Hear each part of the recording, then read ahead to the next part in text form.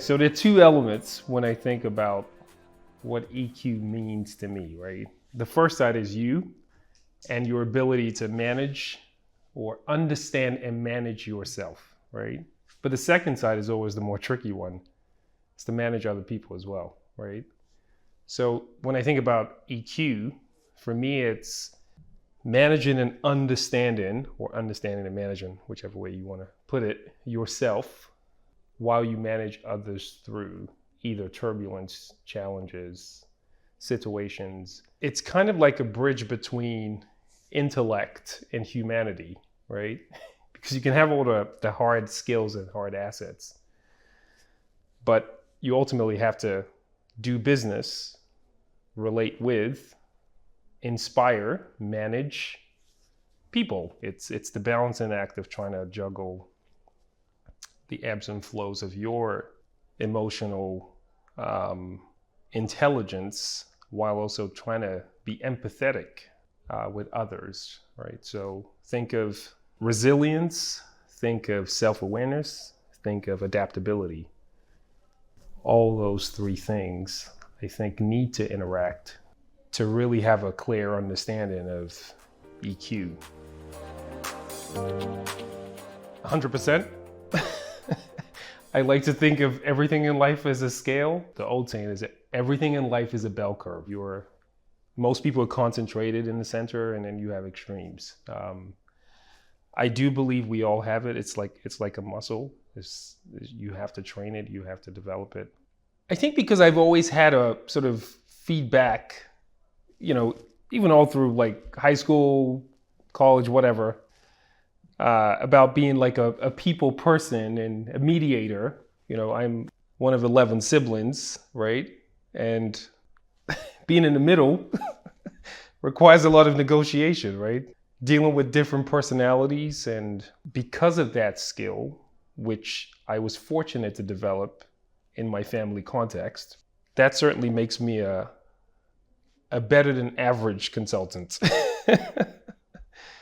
I would say that for sure, because I do think that the skills that you develop growing up or in your own context, they have a big say for sure in your professional world. But I believe that everyone can connect with, if you're aware enough that you exist and you have feelings or thoughts or emotions towards anything, then you do have EQ.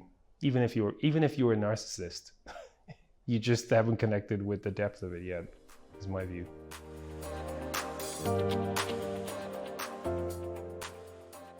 Like any muscle, it's practice, right? Again, think about the three things I mentioned. So resilience, self-awareness, right? That's perhaps the biggest catalyst, foundational element when we talk about EQ. How self-aware is a person in varying situations, right? How self-aware are you when you are winning or achieving your objectives? And how self-aware are you when you're not? And then adaptability, right? How flexible are you? Or how do you respond when things are not necessarily going in the direction that you want them to be going, or when they are, right?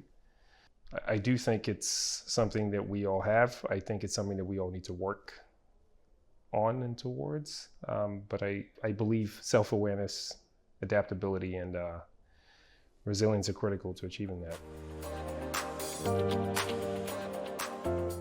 As a consultant, as an advisor, one critical thing is building teams, right? I think you need to exercise a lot of emotional intelligence when you build teams for a mission to solve a challenge or a problem, right? Let's talk about the context of big mergers and acquisitions, right? Where you are trying to combine two different entities with different contexts, corporate contexts, cultures, perhaps cross-border mergers. Building teams, that's definitely an area, in my experience, that emotional intelligence is required. I've learned over my career that high-functioning teams are not just teams that have the smartest people or have all the skills that are required for the job or the mission. high functioning teams are a team that give the right balance for the context you're operating in. On a different lens, right? Dealing with startups, right? Or some of the portfolio companies I'm invested in, right? You have to remember founders go through lots of highs and lows. Recently, one of the companies I invested in closed shop because they couldn't get any sort of additional funding to keep going. And navigating through that for a founder, this is their baby, this is what they've spent time building. It's a challenging position to be in, right? I don't just look at it as a financial transaction. I'm investing in you as a person and the vision and your objective and your dreams. How do you support them that even though they've lost your money, right? They're still human with emotions and feelings, and being professional enough and business focused as an investor, but being relatable as a human being in that context. Different experiences depending on the hat I put on, or as a mentor, right? There's people who come to you who are very serious and very focused, and they know exactly what they want to do and want to achieve. And I love that because I love clarity and saying this is how you get there. But there's other people who don't necessarily have the same sort of approach. And then you have to guide them through that self-realization in a way. That's the job of being a mentor to someone. What's the intrinsic motivation of that person? How do you get them to see a perspective that is perhaps different from theirs?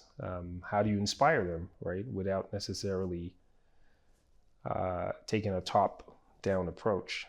In my sort of professional world as a business leader, a transformation leader, as an investor in people building the future, or as a mentor to people looking to realize their leadership potential. Which came first, the chicken or the egg? This is like the old age conundrum, right? Which one is more important? I don't think you can have one without the other.